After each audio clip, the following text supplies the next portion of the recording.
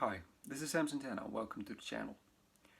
I started playing slide almost a year ago, and since then I have discovered some things that really helped me to evolve as a guitar player. And I hope this video can help some of you to evolve your playing as well.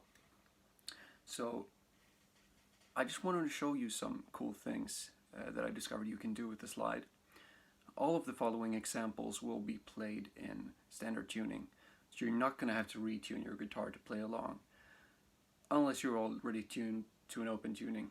In that case, too bad. But with that said, let's get straight to the first example. Playing major triads with a slide.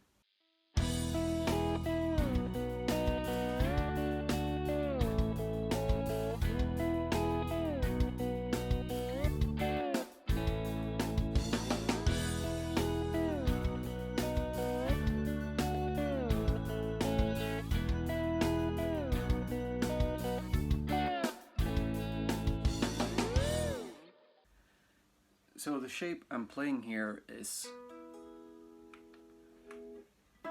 the simple shape that you can play anywhere on the neck. It's probably most commonly associated with the A chord. So let's just call it the A shape. And in this example I'm playing it in E major. So that's where we start off. So why would you want to play this with a slide instead of just fretting with your finger like this? Well, you can get a really cool vibrato with a slide that you can't get as easily with your fingers, and this shape is so easy to play with the slides because it's just the three notes on the same fret, so super simple. It's a shape I use a lot of the time when I'm playing slide, and yeah, it works over pretty much any regular major chord.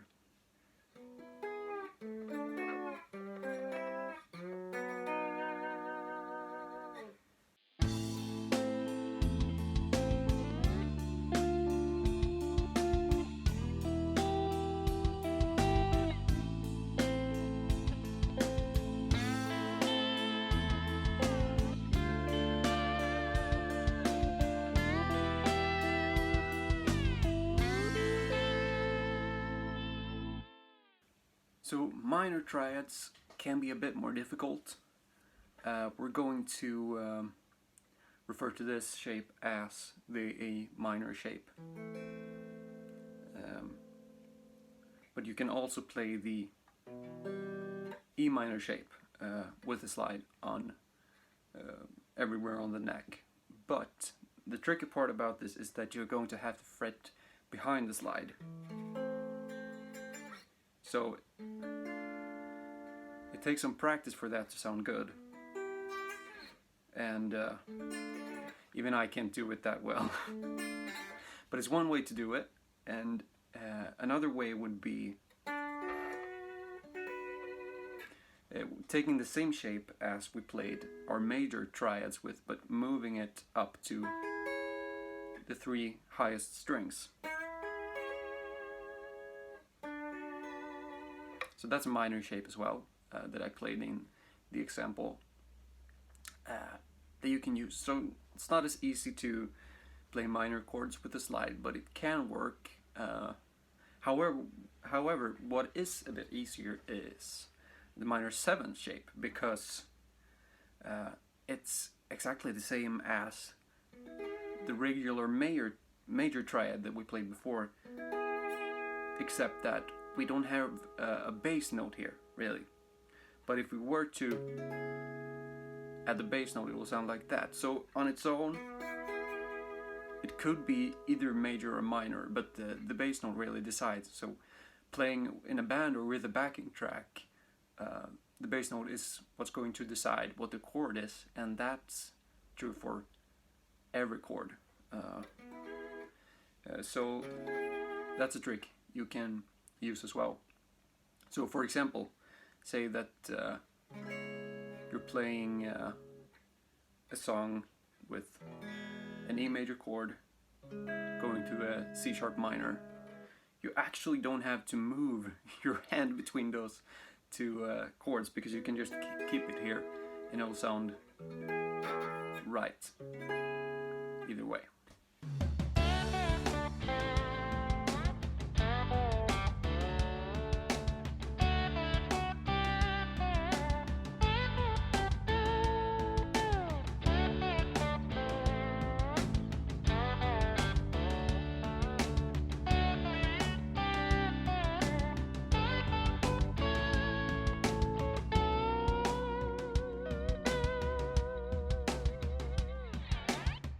Now the last thing, and this is something I do a lot, and it's something I did before I played slide, but even I probably do it even more now that I do play slide, is switching between playing chords and melody lines.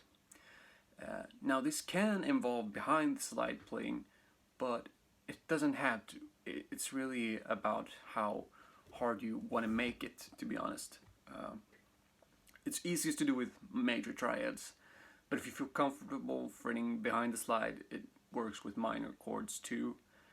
And yeah, I think the process, the technique is pretty self-explanatory. You just play a chord,